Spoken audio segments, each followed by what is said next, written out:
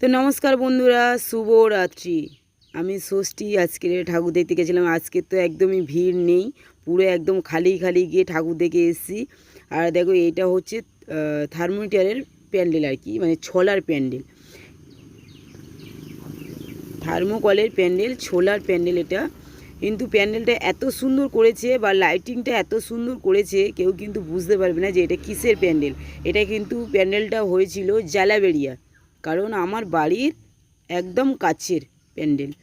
প্যান্ডেলটা তো খুব খুব সুন্দর হয়েছে। আমি কিন্তু এখনও ভিতরে ঢুকিনি, প্রতিমা তোমাদেরকে এখনও দর্শন করাইনি। আমি প্রথম দিনেই চলে এসেছিলাম প্রতিমা দর্শন করতে, কারণ অতটা ভিড়, আমার দুটো বাচ্চাকে নিয়ে গেছিলাম, অতটা ভিড় মানে বাচ্চাগুলো নিতে পারবে না, যার কারণে প্রথম দিনেই চলে গেছিলাম। তো দেখো এটা হচ্ছে কি বাইরের প্যান্ডেলটা, এখন আমি ভিতরে ঢুকিনি, ভিতরে তোমাদেরকে দেখাবো।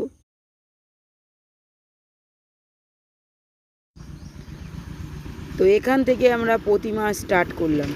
দেখো এখানে তো অনেক অনেক প্রতিমা হয়েছে। এখানে প্রত্যেক বছর যেমন প্যান্ডেলটা সুন্দর হয়, প্রতিমাগুলোও সুন্দর হয়।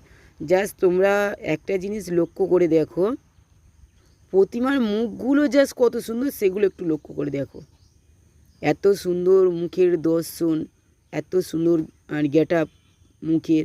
দেখো প্রতিমাগুলো শুধু দর্শন করে। এখানে কিন্তু ঠাকুর বানানো হয়, কোথাও থেকে ঠাকুর আসে না, এখানেই বানানো হয়।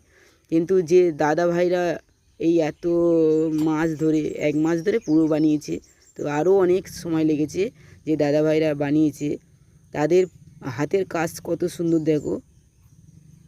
ঠাকুরগুলো খুব খুব সুন্দর হয়ে গেছে। তো আমার পাশে থেকো, ভালো থেকো, সুস্থ থেকো। আর আমার ভিডিওতে ভালো লাগলে লাইক, কমেন্ট, সাবস্ক্রাইবার করে দিও। আমার পাশে থেকো, ভালো থেকো।